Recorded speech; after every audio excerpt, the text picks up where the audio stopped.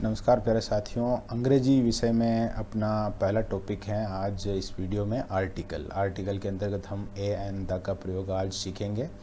कुल मिलाकर 5-6 मिनट का ये वीडियो है जिसमें आप दौरान कर लेंगे बहुत अच्छे से ए एंड द का प्रयोग। तो आर्टिकल में सबसे पहला टॉपिक है अपना ए का प्रयोग। सबसे पहले मेन बात याद रखनी है आपको, ए का प्रयोग हम करते हैं काउंटेबल नाउन के साथ, यानी कि जिस संज्ञा को गिन सकते हैं उसी के साथ ए का प्रयोग होता है। ए हमेशा जो अर्थ देता है वो देता है वन का, यानी एक का अर्थ देता है, इसमें कोई विशेष कोई बात नहीं होती है।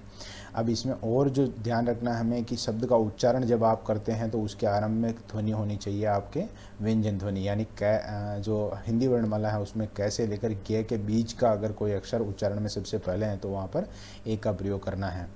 और ये सावधानी रखनी है, कुछ जगह ऐसे शब्द आते हैं जिनमें अंग्रेजी का स्वर है उससे वो बना हुआ होता है, जबकि उसकी जो ध्वनि है वो होती है व्यंजन ध्वनि।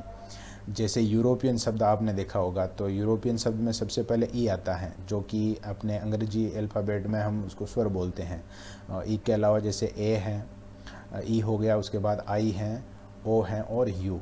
भले इनमें से किसी भी एक स्वर से शुरू हो रहा हो, लेकिन उसका उच्चारण अगर व्यंजन है तो फिर उसमें हमें ए का प्रयोग करना है। अब यहाँ आप देख रहे हैं कि भाई ए गर्ल है, तो इसमें हम ए का प्रयोग कर रहे हैं। गर्ल में ग बोलते हैं हम, तो इसमें उच्चारण अपना है वो व्यंजन है।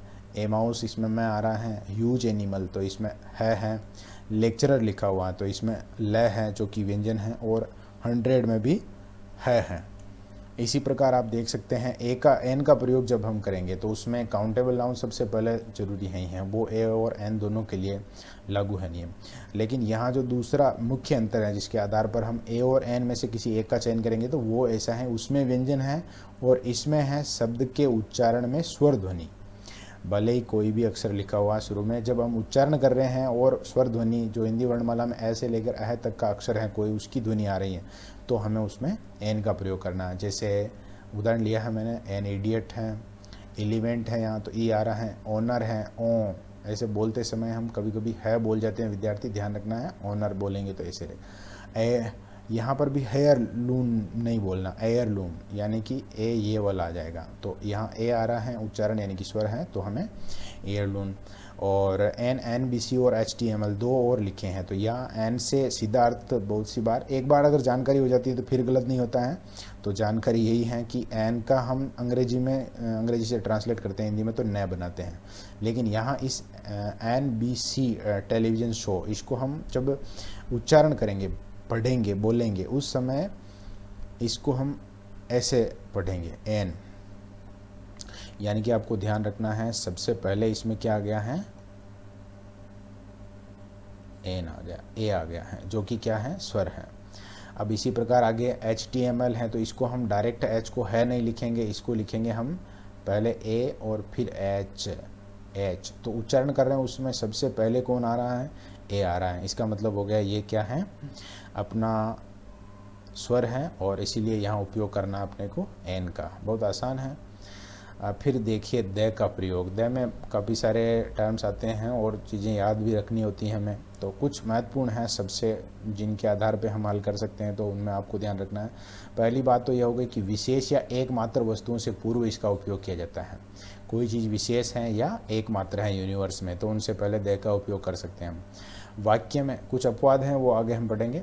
वाक्य में सब्जेक्ट के 2 बार आने पर दूसरी बार में उससे पूर्व हम किसका उपयोग करते हैं, द का उपयोग करते हैं। यानी कि एक वाक्य आगे मैंने एग्जाम्पल में भी लिया है, जैसे आई सा ए लोयन, फिर दूसरी बार में वाक्य में अगर लोयन ही शब्द वापस आ रहा है तो उससे पहले खाली स्थान दे रखा था, आपको द भरना है, जो कि यहाँ आप देख सकते हैं, ये रहा आई सॉ ए लोयन। तो लोयन से पहले हमने ए लिखा है यहाँ, जबकि दूसरी बार में लोयन, यानी कि वही विषय वापस आता है, वही करता है, तो दूसरी बार में आपको द का उपयोग करना है। फिर एग्जाम्पल देख लेते हैं इसके हम।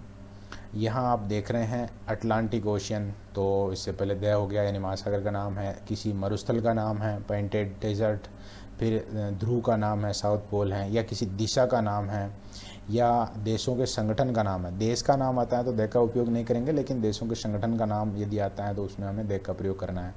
और द टालेस्ट यानी तुलना होती है और उसमें किसी विशेष को बताना है तो उसमें हम द का प्रयोग करते हैं। वाद्य यंत्रों का नाम यदि आता है तो उसमें हम द का प्रयोग करते हैं। ऐसे ही कोई सार्वजनिक महत्व की इमारत आती है जो कि विशेष है तो उसमें हम द का प्रयोग करते हैं, जैसे ताजमहल से पहले यहाँ द है।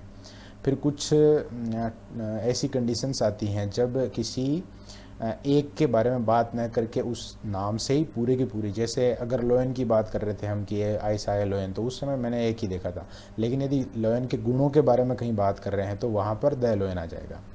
ऐसे ही यहाँ पर एक देख रहे हैं हम, a doctor knows how to treat the patient, तो किसी एक पेशेंट की बात नहीं हो रही है यहाँ जितने भी जो रोगी हैं उनकी बात हो रही है कि डॉक्टर अच्छी तरह से जानते हैं कि उनका इलाज कैसे करना है।